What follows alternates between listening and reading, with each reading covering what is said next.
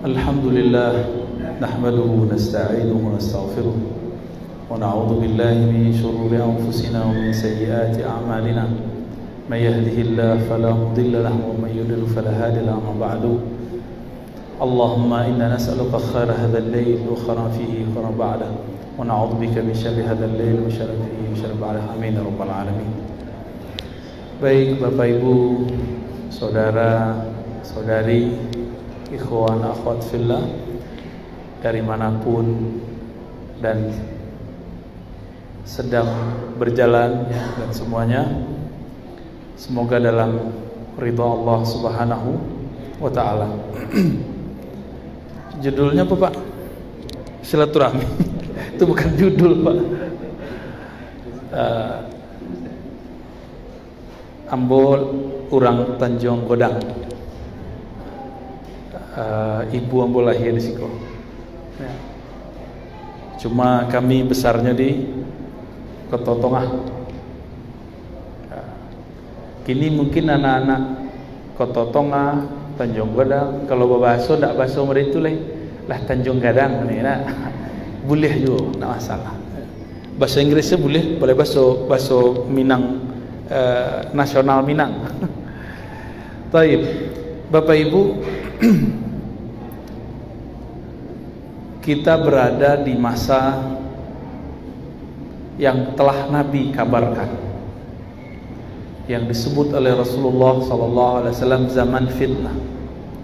Maka Nabi mengatakan, badiru, hendaklah bersegera kalian dengan apa? Bil a'mal, dengan membuat peran. Amal di situ jangan artikan amal soleh dalam artian ritual ibadah, tapi artinya buat peran. Segeralah kalian berperan, punya peran. Sebelum apa? Fitanan, sebelum terjadi fitnah. Peran untuk apa? Memperkuat iman. Sebab konteks hadisnya, yusbihur rajulu mu'minan wa yumsi kafiran. Orang pagi mukmin, sore kafir. Kafir sore, pagi mukmin. Begitulah terus. Berarti yang Nabi mau bukan ritual, bukan amalan yang banyak, amal fisik, sembahyang banyak, zikir banyak, khataman banyak, bukan itu. Tapi akidah yang kuat, iman. Pagi ada orang mukmin, sore imannya berubah. Tapi sayang kebanyakan orang menjelaskan hadis ini dalam pahaman amal fisik. Banyak sedekah itu udah pasti. Tapi amal yang paling basic bukan itu. Amal paling basic di kolbu. Maka Nabi ditanya, apakah amal yang paling mulia wahai Rasulullah? Dalam hadis Imam Bukhari. Lalu Nabi menjawab, imanun billah. Engkau percaya kepada Allah. Percaya itu adanya di kolbu. Mahalluhu fil qalb. Tempatnya ada di kolbu. Maka kajian-kajian iman perlu diperbanyak. Kajian iman itu beda dengan kajian tauhid dalam versi bahasa orang hari ini. Sebab hari ini orang kajian tauhid isinya nyalah-nyalahin orang. Itu bukan tauhid, itu cari lawan namanya. Kajian cari lawan. Aku ada pendekar yang bisa berlawan siko. Buya Mudo Habib. Jadi orang kini kajian tauhid nyolah-nyolahin, menyesat-nyesatkan orang. Itu bukan kajian iman. Iman itu ada di kolbu. Kolbunya menjadi sehat. Kolbu yang sehat itu ketika dia bisa merasakan keindahan nama-nama Allah dan cinta kepada hamba-hamba Allah. Maka ketika ada orang mengklaim kajian tauhid tapi dia kemudian memusyrikkan orang tuanya, memusyrikkan guru-gurunya dan menganggap sesat orang-orang yang berbeda dengannya, itu bukan kajian iman. Itu tauhid takfiri atau tabdi'i, tauhid pengkafiran atau pembid'ahan. Kini banyak, ya nak? Kajian iman itu dalam sebuah riwayat seorang sahabat Muaz bin Jabal bertemu seorang sahabat, bahkan beliau sendiri yang mengajak. Apa kata beliau? Ta'al nu'min sa'atan. Jadi dia ajak mereka, ayo kita beriman sesaat. Apa yang mereka lakukan? Ngaji ma'rifat, mengenal Allah, sifat-sifat Allah, kemudian memasukkan nama-nama Allah dari lisan ke dalam qalbu. Maka mereka bisa duduk berjam-jam itu menyebut nama Allah. Nu'min sa'atan. Maka nu'min di situ amal qalbu. Tapi sayang hari ini kata iman, kata tauhid sudah disalahartikan. Kalau kajian iman hari ini nyalahin orang belajar sifat 20, ya, Allah wujud, qidam, baqa, mukhalafatu, itu sekarang dianggap salah.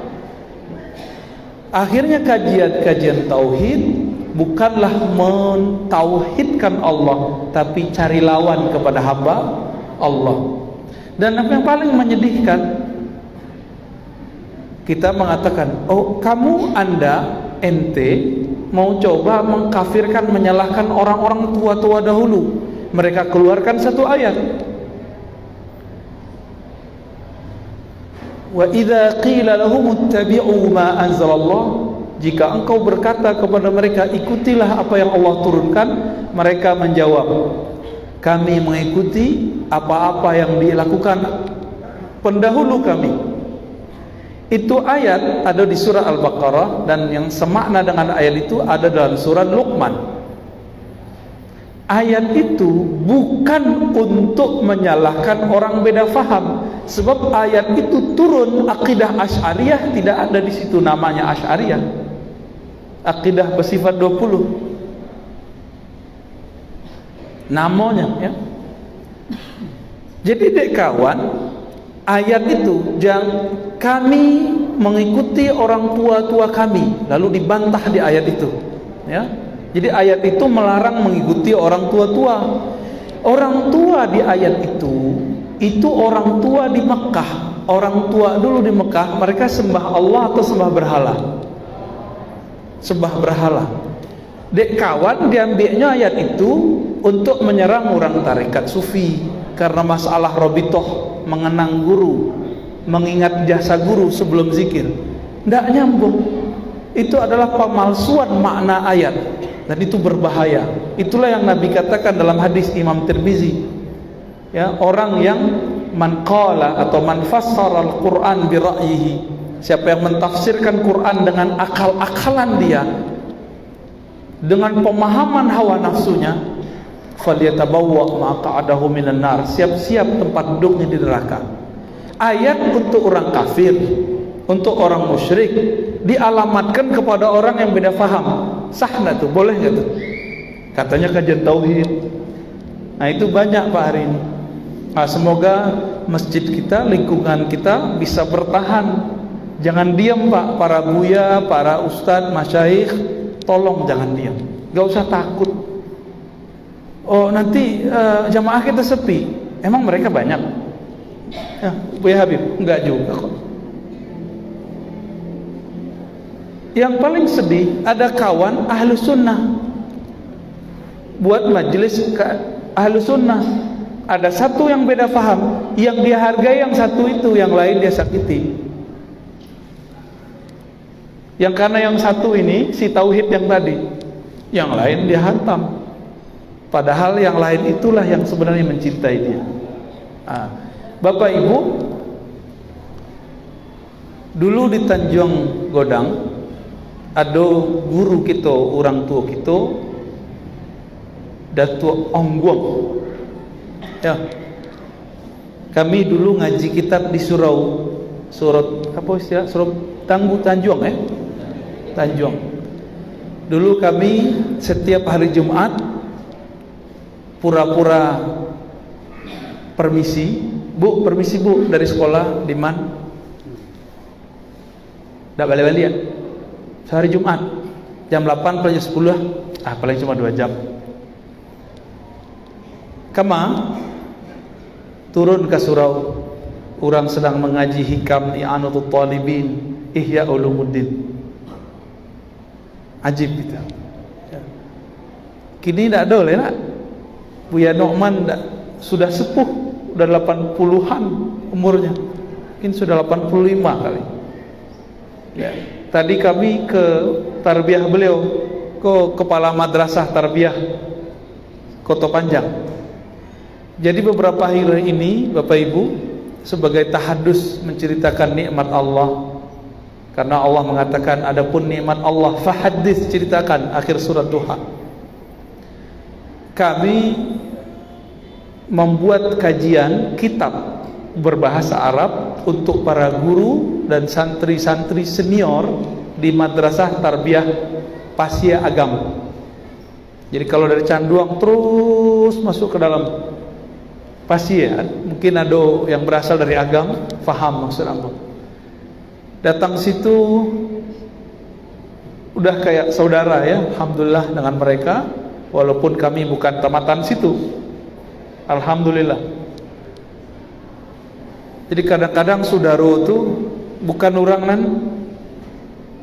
alma mater Jawa, kadang-kadang orang yang sekaji Jawa ya.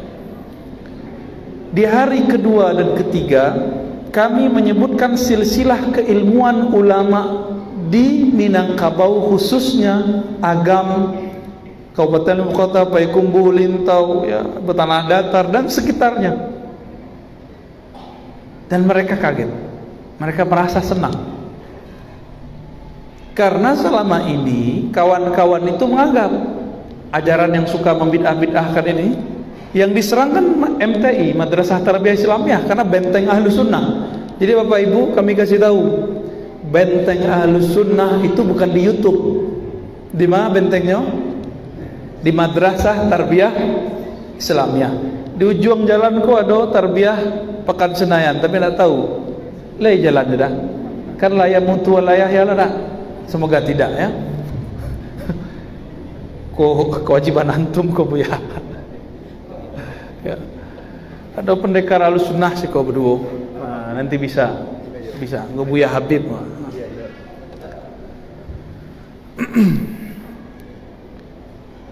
Kami menyebutkan silsilah ilmu orang awak.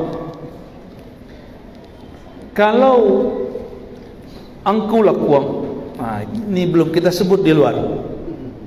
Martinus nama beliau nak ya. Ma orang gaya wasiko.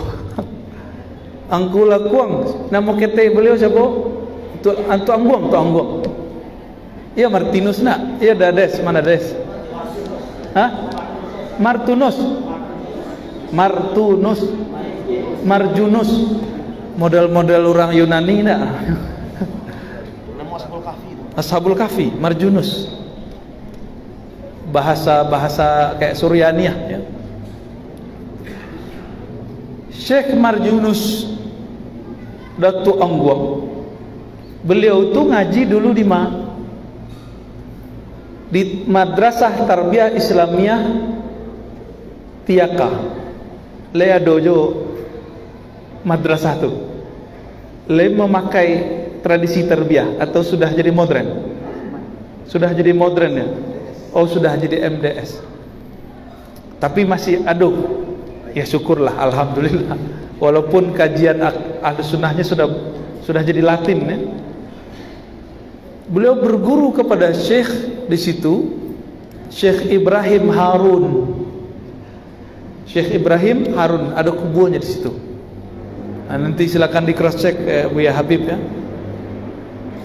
Syekh Ibrahim Harun belajar ke orang Limbukan. Ya, ada surau di Limbukan tuh, asitunya berguru. Saya tahu namanya Buya. Syekh Imran apa siapa namanya? Syekh Toha apa Syekh Imran, lupa. Syekh Toha apa Toha Imran? Syekh Toha. Dulu kami sering buat di situ pesantren kilat, masa-masa masih sanawiyah, aliyah, itu sering buat pesantren kilat untuk kawan-kawan. Ketika masuk ke ruang merbot ya, garin, di situ terlihat banyak kitab, tapi sudah banyak yang dicuri dan dirusak orang.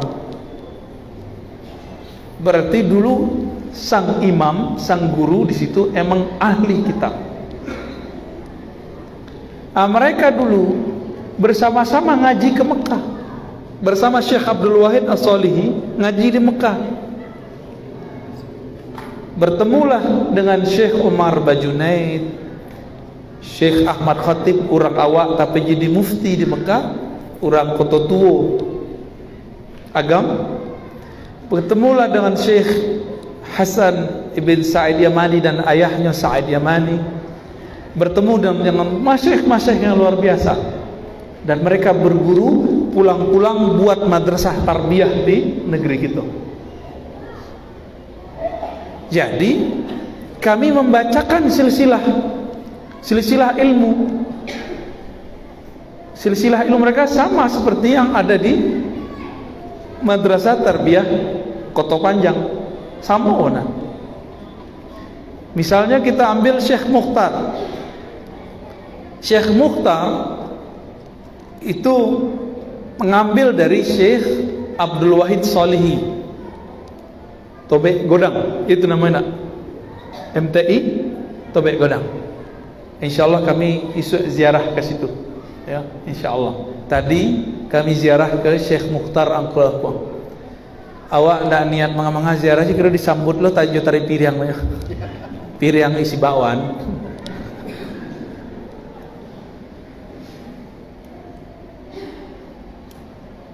Syekh Abdul Wahid langsung ngambil ke Mekah. Jadi Bapak Ibu, jadi Mekah yang kini sama dengan Mekah yang dulu. Laba lain. Maka kepada para masyayikh, para ustadz, buya, para pendakwah, tidak usah hilang kepercayaan diri untuk mendakwahkan akidah ahlus sunnah. Apa sebab? Silsilah ilmu kita itu bersambung kepada ulama-ulama di Mekah, ulama-ulama di Mesir, ulama-ulama di Yaman, ulama-ulama di Suriah, bersambung. Syekh Ahmad Khatib berguru kepada Bakri Syata, Nawawi Banten, tapi jadi mufti di Mekah. Pernah mengajar di Mesir, Syekh Nawawi Banten, Nawawi bin Umar Al-Bantani. Syekh Nawawi itu mengarang kitab dan semuanya pakai bahasa Arab. Dan kitab beliau dipakai di berbagai penjuru negeri. Canggih enggak tuh? Orang awak, orang Indonesia, orang Banten. Nah, dalam skala nasional gue.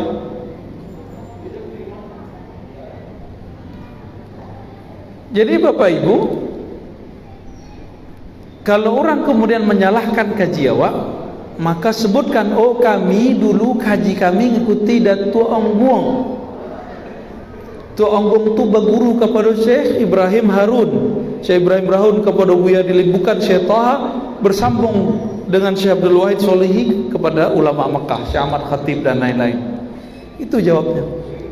Tanya balik kayaknya, masih silahku. Yang paling lucu, mengijazahkan Al-Quran lalu membid'ahkan orang-orang sufi, tarekat Naqsyabandiyah, akidah Asy'ariyah, tapi kita cek sanad Qurannya kepada ulama itu. Semua sanad Quran sekarang hampir yang masyhur ya terkumpul kepada Imam Zakaria Al-Ansari, dan itu seorang sufi bermazhab Syafi'i, akidah Asy'ari. Kalau dia mengatakan Asy'ariyah sesat, berarti silsilah Qur'annya batal, sanad Qur'annya batal. Jadi Bapak Ibu, ingin menyegarkan semangat kita beragama, jadi zikir-zikir mau yang kita lakukan setiap ada sholat, ya, kunut subuh, walaupun di Mekah saat ini tidak berkunut, tapi kunut itu dibawa dari sono, ya.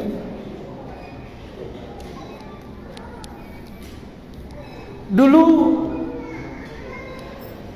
di terminal ada surau Syekh Muhammad Zahid yang disebut surau Usang.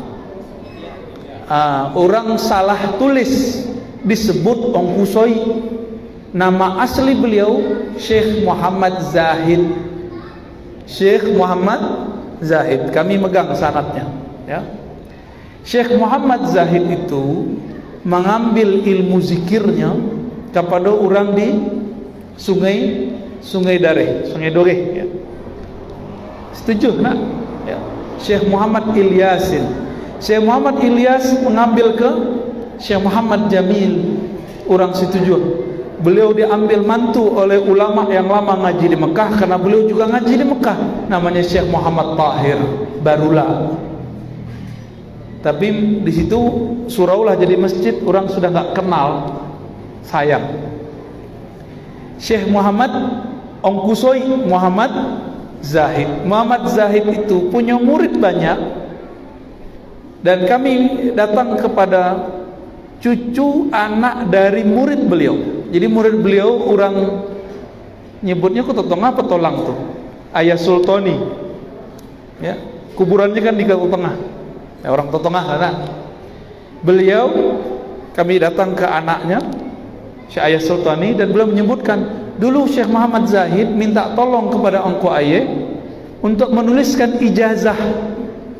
Ijazah itu izin mengajarkan ilmu. Ilmu apa saat itu? Khusus ilmu tarekat Naqsyabandiyah. Jadi kiranya itu tempat orang bersuluk di situ.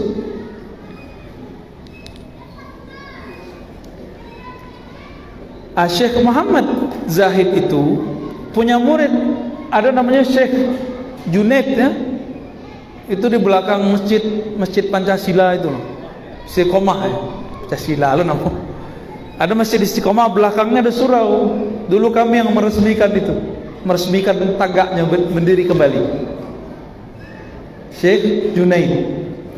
Syekh Junaid itu punya murid Bahyal Karimi, Buya Bahyal Karimi. Mungkin anak keturunannya masih ada lah ya. Nah, sedangkan Syekh Muhammad Zahid mempunyai murid tadi Buya Ayas. Kemudian hanya ada kawan lain di Poyolanse namanya Syekh Qasim. Syekh Qasim itu guru dari Abuya Dahnar Tuk Daniyah dan Majan Quran. Beliau suluk 2 kali dengan Syekh Qasim.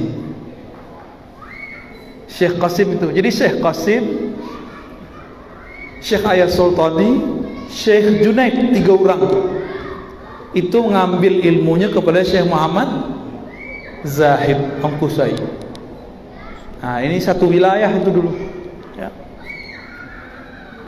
Maka Bapak Ibu, kalau kita cek tadi sampai ke Muhammad Tahir ya, barulah Syekh Muhammad Tahir kamarnya mengaji. Muhammad Zahid, Muhammad Ilyas, Jamil, Tahir. Kemana Syekh Muhammad Tahir mengaji? Ke Syekh Ismail Al-Makki Al-Minangkabawi. Syekh Ismail orang Simabua, Batu Sangka. Kami malam tadi di situ. Tapi lama di Mekah. Beliau belajar zikir dan belajar suluk di depan Masjidil Haram Jabal Abi Qubais. Kaji itu yang dibawa ke siku. Bedanya Syekh Muhammad Tahir kalau zikir lembut-lembut, la ilaha illallah, la ilaha illallah, begitu aja. Ya.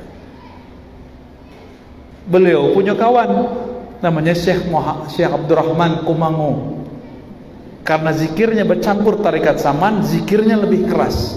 Lahilah sile Kumangu. Antum ta'allamtum ya? Waduh, gawat. Ketemu jawara nih, ketemu pandeka lidah.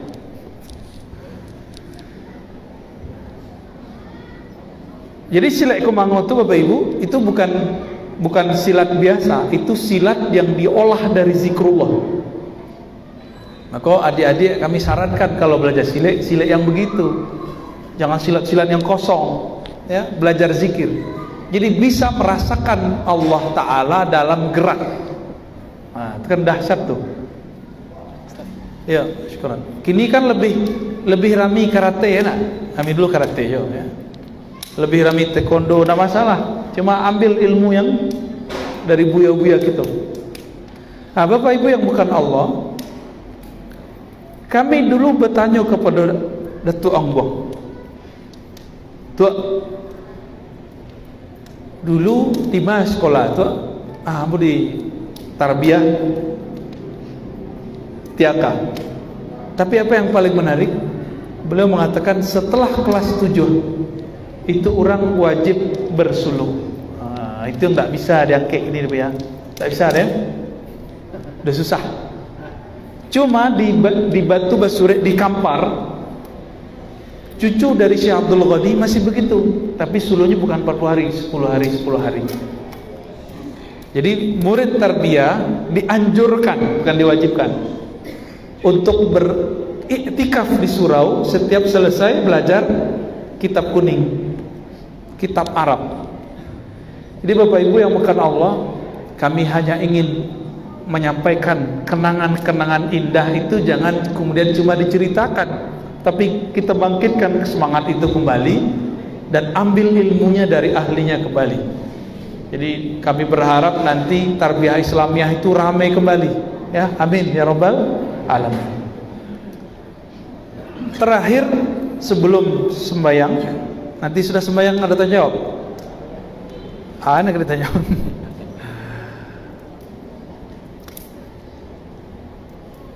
Kembali kepada materi kita tadi, Nabi ditanya, apa amal terbaik? Beliau menjawab, al-imanu billah, ilmu iman.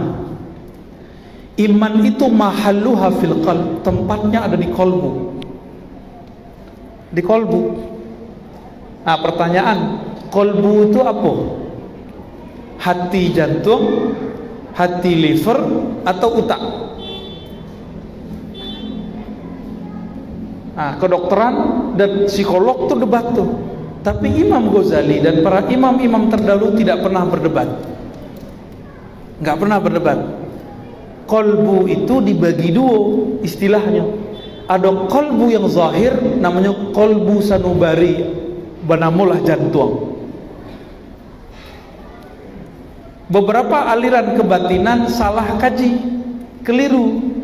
Dikira gerak jantung itu gerak kalimah Allah, bukan. Sehingga mohon maaf, beberapa kajian-kajian kebatinan kalau ingin putuh kaji, bedah ayam sedang hidup diambil jantung, dia lihat jantungnya, itu zolim. Kalau mau gorok dulu, ya. Kalau kini kan nggak perlu begitu, ya. Di handphone tuh ada jantung yang bergerak-gerak, emoticon namanya. Tinggal tunjukkan aneh. Kalau mau ingin menunjukkan jantung. Sayangnya yang begitu disebut tasawuf, padahal itu bukan tasawuf, itu kezaliman. Tolong diluruskan buya-buya, dan kami yakin sumber kajian ilmu itu nggak seperti itu mengajarkan. Ya. Itu kolbu jantung. Ada kolbu yang kedua, itu kolbu nurani. Kolbu yang bercahaya. Jadi bahasa awak hati nurani. Jangan salah, ada hati nurani, ada hati sanubari.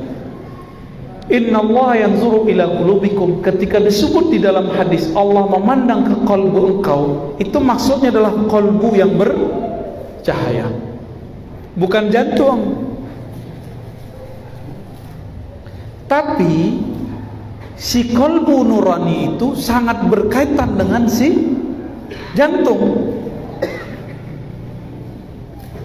Makanya ketika seorang yang jatuh hati kepada kekasihnya, memandang kekasihnya, hatinya jatuh, jantungnya berdebar.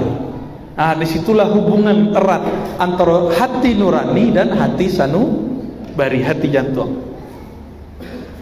Berdasarkan itulah penutup kaji. Jadi penutup kaji dari Imam Sanusi ambo agih kini, walaupun kita nak ngaji kitab itu, langsung saja kaji kesudahannya. Apa kata beliau? Kitab tebal-tebal ditulis membahas iman, puncaknya adalah la ilaha illallah. Puncaknya la ilaha illallah.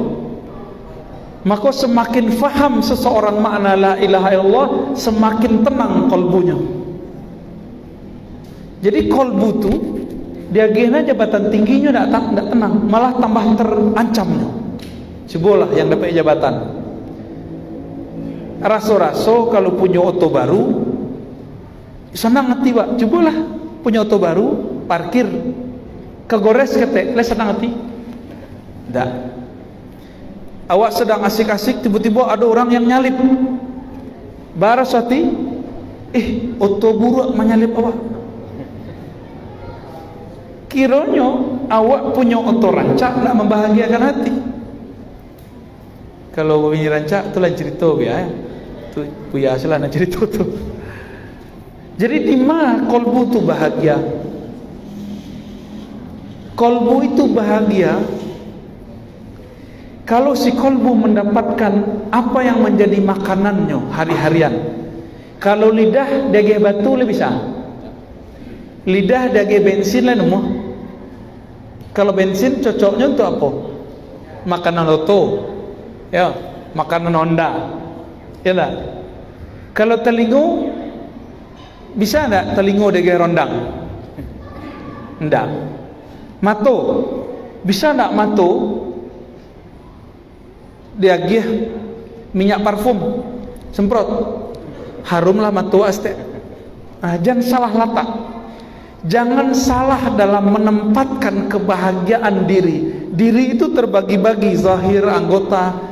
Kalau mata senangnya memandang yang indah, telinga senangnya mendengar yang merdu, lisan, lidah seriulan lama, maka kolbu itu dia hanya punya satu selera. Kolbu itu kelezatan makanannya cuma satu, yaitu memandang kepada yang punya nama, atau merasakan hadirnya punya nama, atau menyebut nama Allah di dalam kolbu. Itu saja. Jadi Bapak Ibu, tinggi benar kaji awak, profesor doktor awak nanti, tingginya jabatan awak, tidak akan bahagia kalau di kolbu tidak ada nama Allah. Satu kisah yang sering kami sebutkan, satu kali ada seorang disidang di hari kiamat. Ketika disidang di hari kiamat, semua dosanya itu sepanjang tali laporan. Jadi kertas, ada kertas perinan di alam mahsyar nanti. Itu semua daftar dosa. Sepanjang mata memandang, sepanjang itulah dosanya. Akhirnya malaikat azab kemudian langsung mengambilnya dan ingin membawanya masuk neraka. Hadis ini ada di Imam Tirmizi dan di Imam Baihaqi dan hadisnya sahih.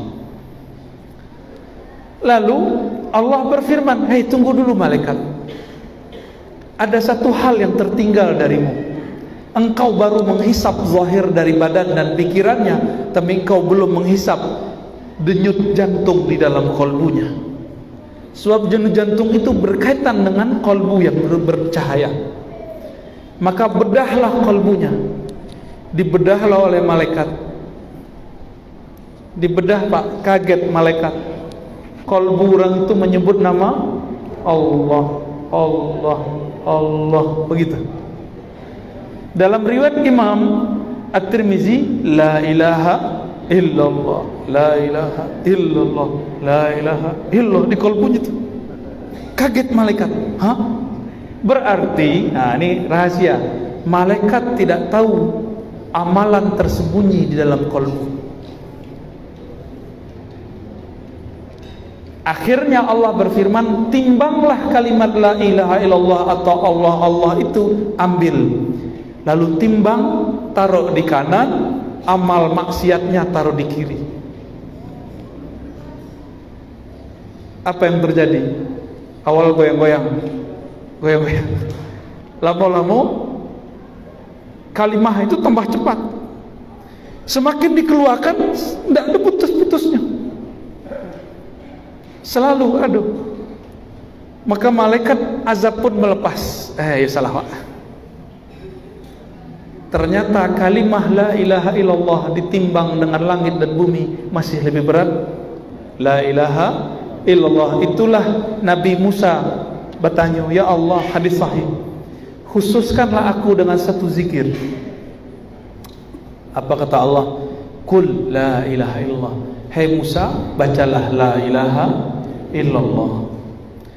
Apa kata Nabi Musa? Ya Allah, kalau la ilaha illallah sudah banyak hambamu yang mau punya, sudah banyak hambamu yang tahu. Yo banyak yang tahu la ilaha illallah.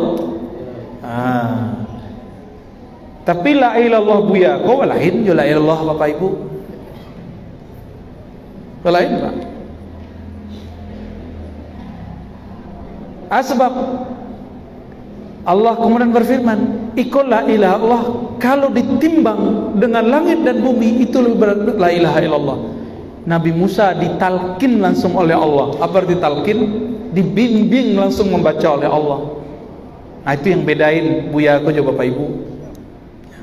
Beliau dapat bimbingan dari gurunya, dapat bimbingan beberapa orang, dibimbing membaca la ilaha illallah dengan lisan dan dengan kalbu pikiran, sehingga menyatu. Lidah menyebut, kalbu pun menyebut, pikiran pun mengikut. Terjadilah getaran-getaran di situ. Ditimbang getaran itu lebih berat dari semua dosanya. Maka Allah berkata ke Musa, "Hai Musa, kalimat ini jangan main-main. Engkau timbang dengan langit dan bumi, itu lebih berat."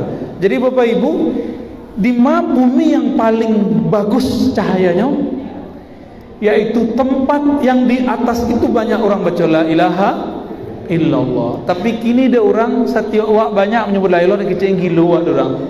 Ya Bu ya. Jadi Buya aku dulu sampai kini masih nak Bu ya, khataman la ilaha masih jalan. Tahlil masih. Ya sahabat kita lah wafat duluan ya. Tuanku Mali Putih. Ya. Beliau lagi tahlil mencontohkan la ilaha illallah yang bagus kepada jamaah, langsung lewat. Langsung Allah cabut dalam waktu yang indah. Coba bayang deh Bapak Ibu, ada Buya siko nak ambo lah. Ambo dari ko cara baca la ilaha illallah Bapak Ibu, ditunjuknya dari beliau. La ilaha illallah. Langsung jatuh. Indah lah tuh. Indah. Lain nama wafat dalam keadaan begitu. Ambil ilmunya dari ahlinya, fahamnya ada di buya-buya ahli kitab kunyah, cara membacanya ada di orang-orang tarekat. Silakan diamalkan, cari mereka, cari yang cocok jawab, tidak cocok jangan dibasuh ya. Jika Nabi Musa zikir tertingginya la ilaha illallah, maka Nabi Muhammad pun mengulang afdalul dzikri la ilaha illallah.